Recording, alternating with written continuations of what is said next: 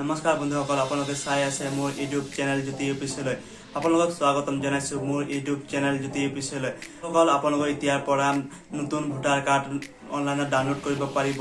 পুৰণা voter ID download কৰিব নোৱাৰিব। যিসকল নতুন নাম ভৰ্তি কৰিছে ভোটাৰ লিষ্টত তেওঁলোকে নতুন ভোটাৰ কাৰ্ড ডাউনলোড কৰিব পাৰিব অনলাইনত। আপোনালোকে কেনেকৈ ডাউনলোড কৰিব গোটেইখিনি প্ৰচেছ মই দেখুৱাই যাম। আপোনালোকে মোৰ ভিডিঅ'টো সম্পূৰ্ণভাৱে চাওক। বন্ধুসকল, মোৰ চেনেলটোত নতুনকৈ আহিছে তেনেহ'লে চেনেলটো ছাবস্ক্ৰাইব কৰি দিব আৰু ছাইডত থকা বেল বটনটো দবাবলৈ নাপাহৰিব। তেতিয়াহে মোৰ শেহতীয়া নটিফিকেশ্যন আপোনালোকে পাই যাব।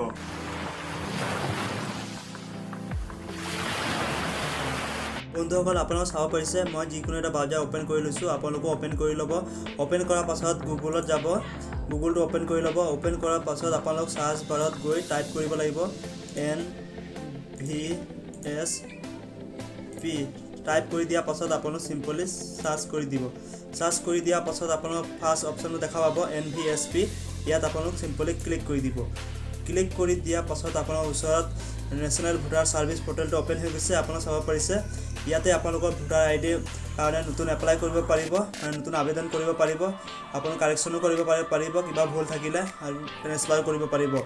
আজি আমি জানিম ভোটাৰ আইডি আপোনালোক যেতিয়া নতুন ভোটাৰ আইডি এপ্লাই কৰে, ভোটাৰ কাৰণে নাম ভৰ্তি কৰে, তেতিয়া আপোনালোক ভোটাৰ আইডিটো কেনেদৰে ডাউনলোড কৰিব পাৰিব অনলাইনত তাকে জানিম। পোনপ্ৰথমে আপোনালোক এটা কথা জানি লওক, চবৰে ভোটাৰ আইডি ডাউনলোড কৰিব নোৱাৰিব।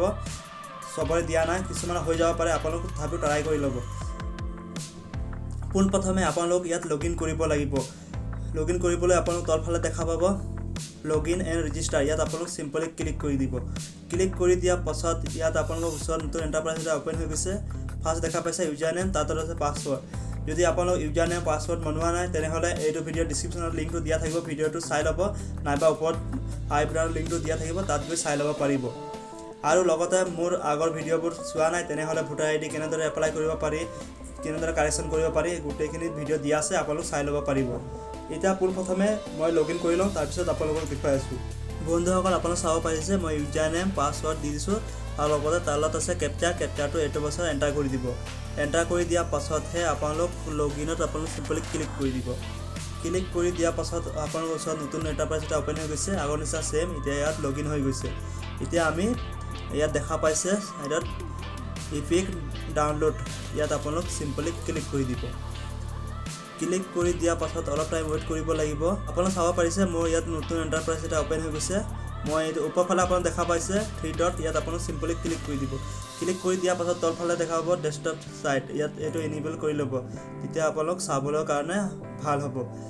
ডাউনলোডত গুচি যাওক। মই ডাউনলোডত আহি গৈছোঁ। অলপ টাইম ৱেইট কৰিব লাগিব, চাৰ্ভাৰটো চলো থাকে।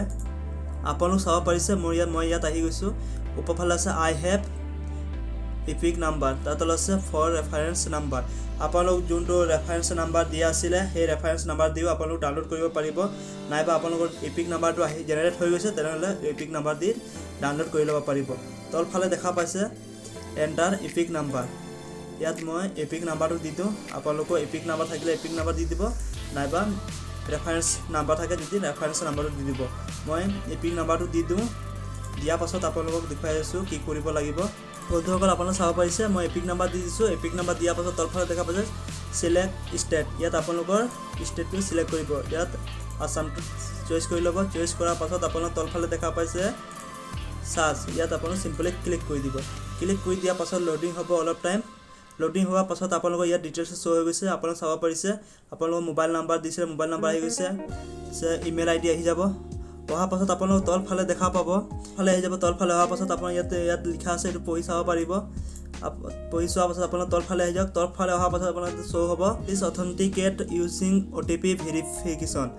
ইয়াত আপোনালোকৰ OTP ভেৰিফিকেশ্যন হ'ব। আপোনালোকৰ মোবাইল নাম্বাৰ দি দিছে, লাষ্টৰ মোবাইল ডিজিটটো দি দিছে। আপোনালোকৰ মোবাইল নাম্বাৰটো ঠিকে আছে যদি সেইটো যোনটো মোবাইল নাম্বাৰ আছে সেই মোবাইল নাম্বাৰ দিছিলে সেই মোবাইল নাম্বাৰতহে OTP যাব। আপোনালোক চেণ্ড OTPত আপোনালোক চিম্পলি ক্লিক কৰি দিব।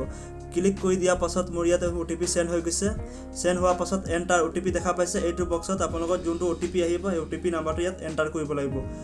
মোৰ ইয়াত OTP নাম্বাৰ অহা নাই, অলপ টাইম ৱেইট কৰিব লাগিব। OTP নাম্বাৰ অহাৰ পাছত ইয়াত এণ্টাৰ কৰি দিব। মই এণ্টাৰ কৰি দিওঁ। OTP নাম্বাৰ মোৰ আহি গৈছে। বন্ধুসকল, আপোনালোক চাব পাৰিছে মই OTP নাম্বাৰ দি দিছোঁ। OTP নাম্বাৰ দিয়াৰ পাছত আপোনাৰ তলফালে দেখা পাব ভেৰিফাই, ইয়াত আপোনালোক চিম্পলি ক্লিক কৰি দিব। ক্লিক কৰি দিয়াৰ পাছত আপোনালোকৰ ওচৰত এটা OTP ভেৰিফিকেশ্যন ডান সাকসেসফুলি OTP টো আপোনাক সাকসেসফুলি হৈ গৈছে আপোনাক তলফালে দেখা পাব ডাউনলোড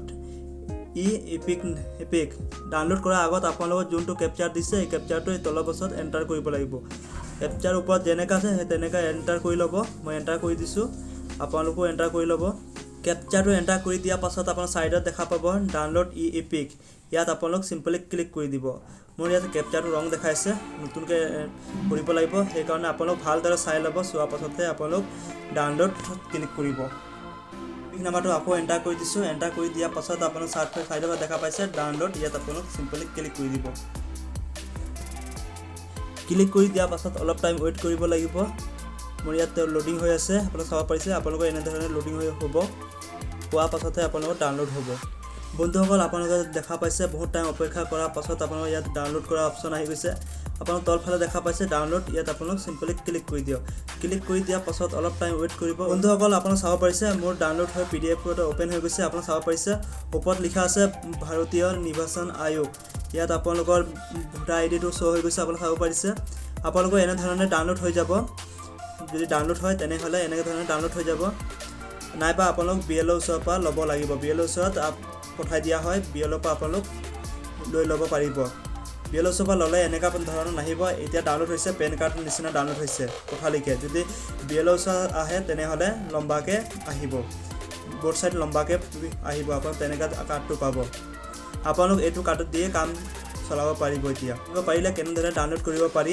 আপোনালোক এনে ধৰণে সোনকালে ডাউনলোড কৰি ল'ব পাৰিব বন্ধুসকল ভিডিওটো চাই কেনেকা পালে ভাল পাইছে যদি লাইক শেয়াৰ কমেন্ট কৰি দিব আৰু লগতে সাবস্ক্ৰাইব কৰি দিবলৈ নাপাৰিব তেনেহলে আজি ভিডিও ইমানে আৰু সোনকালে লগ পাম তাৰে আশাৰে আজি ভিডিও সামৰণি মাৰিছো